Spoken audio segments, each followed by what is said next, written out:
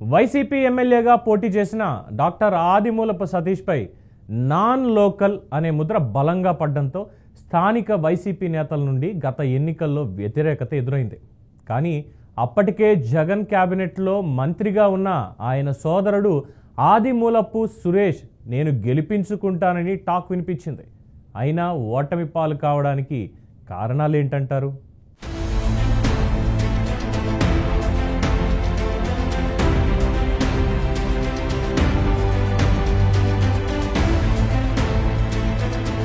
కోడుమూరు నియోజకవర్గంలో 2024 ఎన్నికల్లో YCP seat కోసం అప్పటి సిట్టింగ్ ఎమ్మెల్యే సుధాకర్ తో పాటు 6 డజన్ మంది పోటీ పడ్డారు. అయితే అంతమందిని కాదని వైసీపీ అధినేత వైఎస్ జగన్ అనుచరుడు మాజీ మంత్రి ఆదిమూలపు సురేష్ సోదరుడు ఆదిమూలపు సతీష్ కి సీటు ఇచ్చారు. అయితే సీటు ఇచ్చిన క్రమంలో లోకల్ నాన్ లోకల్ గొడవ విస్తృతంగా జరిగి నియోజకవర్గంలో స్థానిక వైసీపీ నేతల్లో సఖ్యత లేక పార్టీకి డ్యామేజ్ జరిగింది. తమ కుటుంబానికి కర్నూలు, కోడుమూరులో వివిధ ప్రాంతాల్లో విద్యా సంస్థలు ఉన్నాయని, నియోజకవర్గ పిల్లలకు చదువుకోవడం కోసం తన వంతు సహాయం చేస్తానని, తాను కంటి డాక్టర్ అని, నియోజకవర్గ ప్రజలకు ఎల్లప్పుడూ అందుబాటులో ఉంటానని చెప్పుకుంటూ ఆదిమూలపు సతీష్ నియోజకవర్గంలో కలియ తిరిగారు. అంతేకాకుండా నియోజకవర్గ ప్రజలు, వైసీపీ కార్యకర్తలు ఆపదలో ఉన్నప్పుడు అర్ధరాత్రి ఫోన్ చేసినా తినే కంచం వదిలి వస్తా అని భరోసా ఇచ్చారు. అయితే ఎన్నికల్లో ఓడిన తర్వాత తనను అనుసరించిన ప్రజలకు, కార్యకర్తలకు ఒక్కసారి కూడా కనపడలేదని ప్రజలు, కార్యకర్తలు ఆగ్రహం వ్యక్తం చేస్తున్నారు. నాయకులు ఎన్నికల్లో గెలవడం కోసం ఉత్తిత్తి మాటలు ఎన్నో చెబుతారు అనేది ఇప్పుడు బోధపడిందని ప్రజలు వాపోతున్నారు.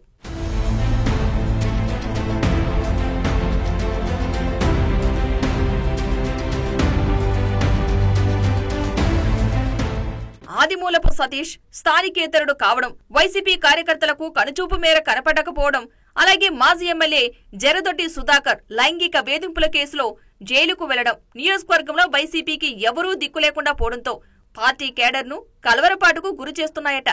కేసుల మూలంగా మాజీ ఎమ్మెల్యే జరదొడ్డి సుధాకర్ నియోజకవర్గానికి దూరంగా ఉన్నారు.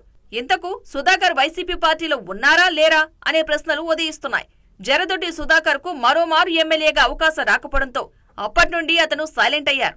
కనీసం ఓ మాజీ ఎమ్మెల్యేగా ప్రజలకు అందుబాటులో ఉంటూ ప్రజల సమస్యల కోసం అధికార యంత్రాంగంపై పోరాడడానికి కూడా ముందుకు రావడం లేదంటున్నారు.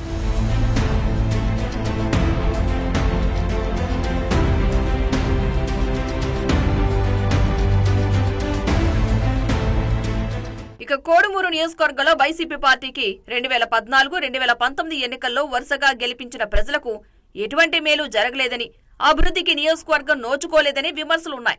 తాగునీటి కోసం నియోజకవర్గ ప్రజలు ఇబ్బందులు ఎదుర్కొంటున్నా ఏ నాయకుడు పరిష్కారం చేయలేదని, కేవలం వైసీపీ నేతలు జేబులు నింపుకోవడం తప్ప అభివృద్ధి మాట దేవుడెరుగు అంటున్నారు నియోజకవర్గ ప్రజలు.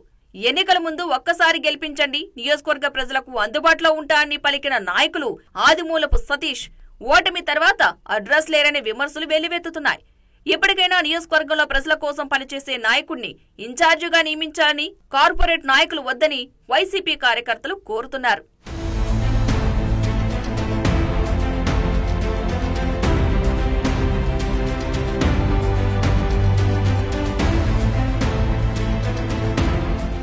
ఏది ఏమైనా ఈసారైనా కోడుమూరు నియోజకవర్గ ప్రజల తాగునీటి సమస్యను కూటమి ప్రభుత్వం తీరుస్తుందా లేదా అని ప్రజలు అనుకుంటున్నారు.